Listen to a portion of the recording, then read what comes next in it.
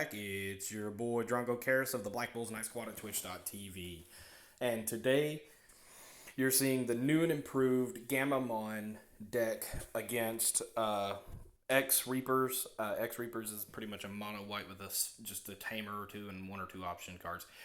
Very, very seriously powerful deck. We've seen a deck profile of it recently on my channel. And yeah, really good. The new and improved Gammamon deck is really, really powerful. You get a couple of cards that you can switch in and out as you see fit. It's not really required either way to go one way or the other. It just depends on which version of the deck you really want to go with. One focuses extremely heavy on the aggro. The other one focuses tempo.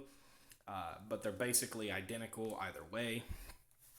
One build, which is the build I prefer, runs the blue plug-in option card to give jamming and unblockable, and you run flame memory boosts, whereas the other build that's more tempo style runs the red plug-in card with red memory boost instead of flame memory boost, and it's pretty cool. We'll talk about it in the deck profile, which will be uploaded here soon after this one.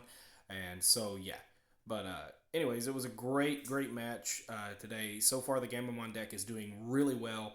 Seeing lots and lots of improvement. My team has been helping me with it and putting lots and lots of critical input, which has been beefing it up. So let's go ahead and talk about what we got here. So on the left, you see here I'm playing Gammamon. On the right, you see the Reapers. He's already done several searchers and gone really bonkers with it. Got the two Gammamons out there, and we've already dropped one copy of, I don't forget the name of it, the 6-drop that reduces its cost.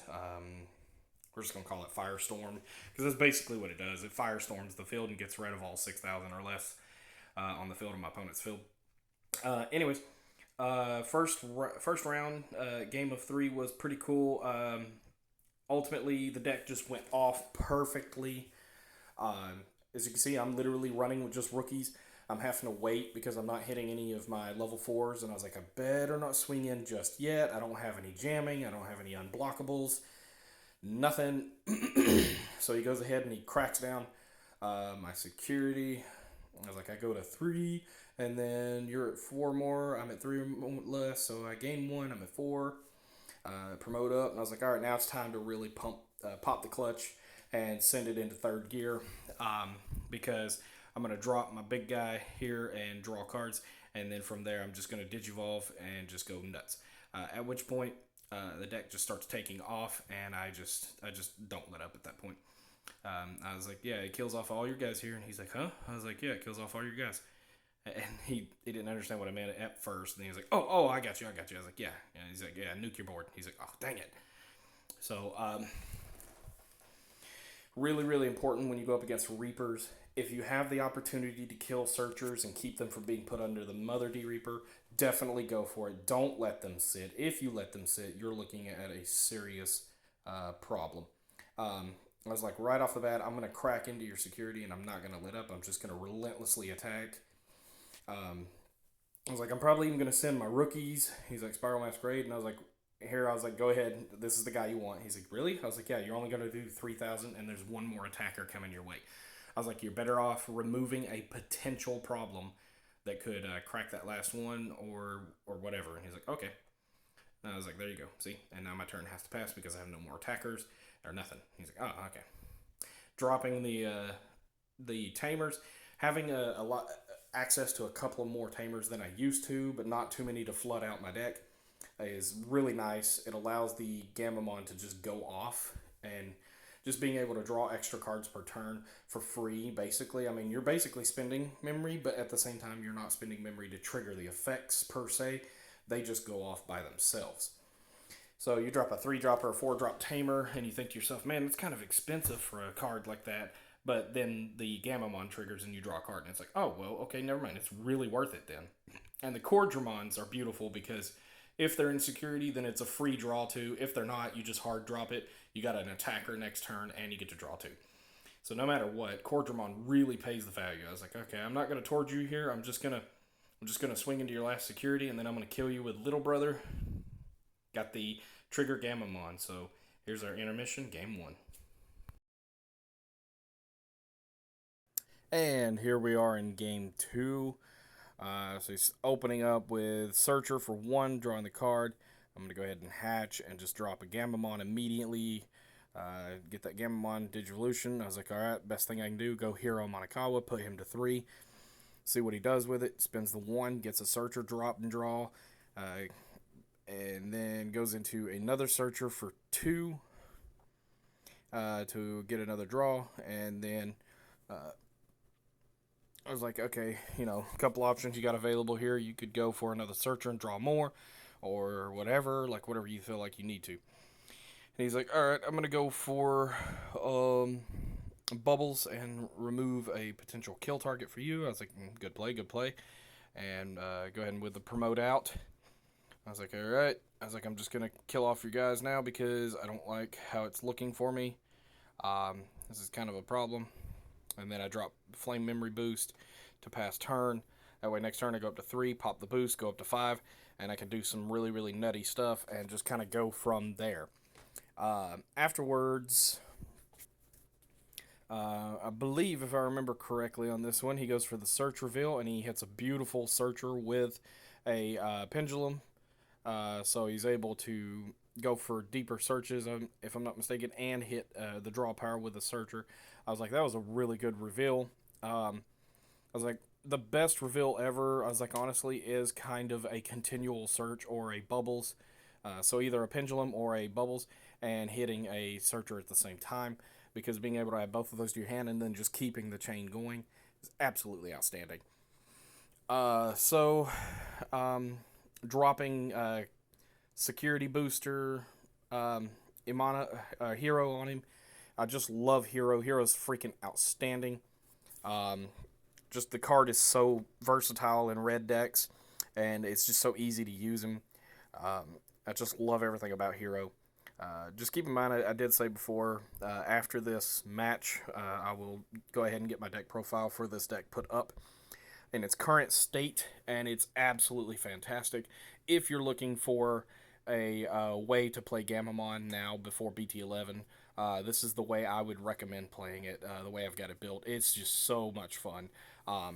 You could do so many nutty things with it, and there's just options on way to build it. So it's absolutely outstanding deck. I'm having the time of my life playing this deck.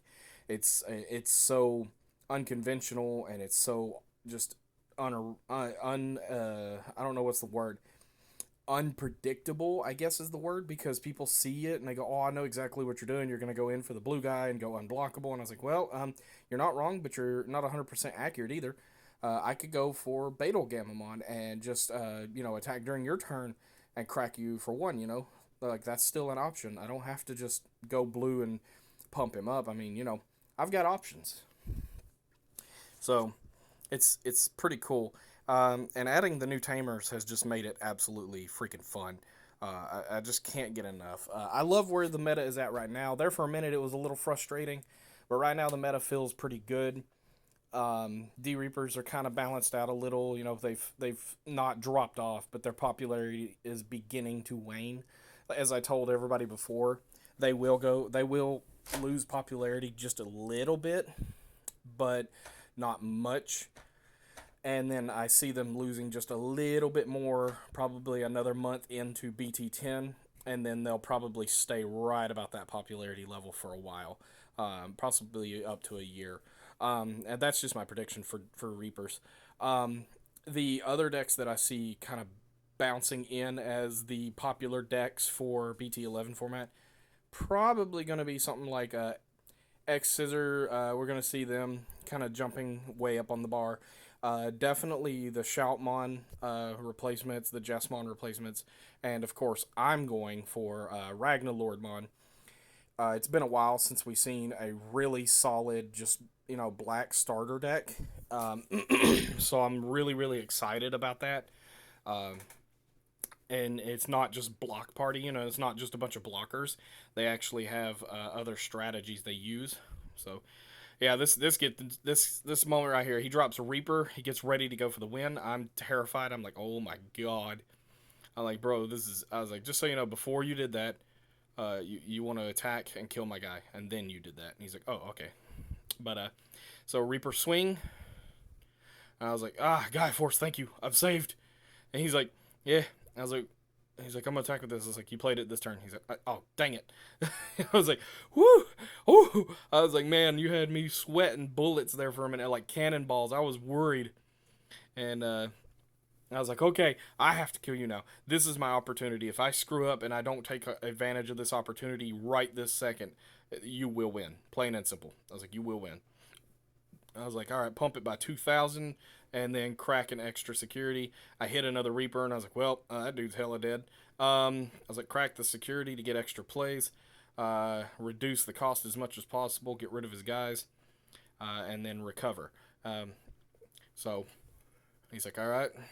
He immediately starts building up his board presence again, but at this point, I have pretty much taken control of this game. It was very, very fair back and forth. His deck was doing extremely well, but in the end, I was like, okay, all right, I'm pretty sure I've got the win here. I've got the cards in hand to do what I need to. I just have to survive through this turn, and I've got it. So it came down to RNG luck factor. I was like, Digivolve into Beetle Gammamon, go to 1, swing, pump, break an extra security, draw a card. My dude's plus 4,000 power for the turn. He reveals a Bubbles, gets the Bubbles effect, and I was like, extra security. He flips it over, it was X. I was like, oh man, I definitely got to win now. I was like, this is not a good point. This is not a good place to be. I was like, nuke the field.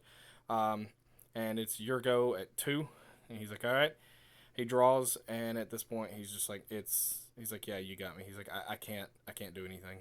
I was like, I was like, it's a shame, buddy. You did good. I was like, I did tell him, I was like, you're doing really well. It's just, you're new to the game, and you're trying to figure it all out. But I was like, honestly, you're doing fantastic.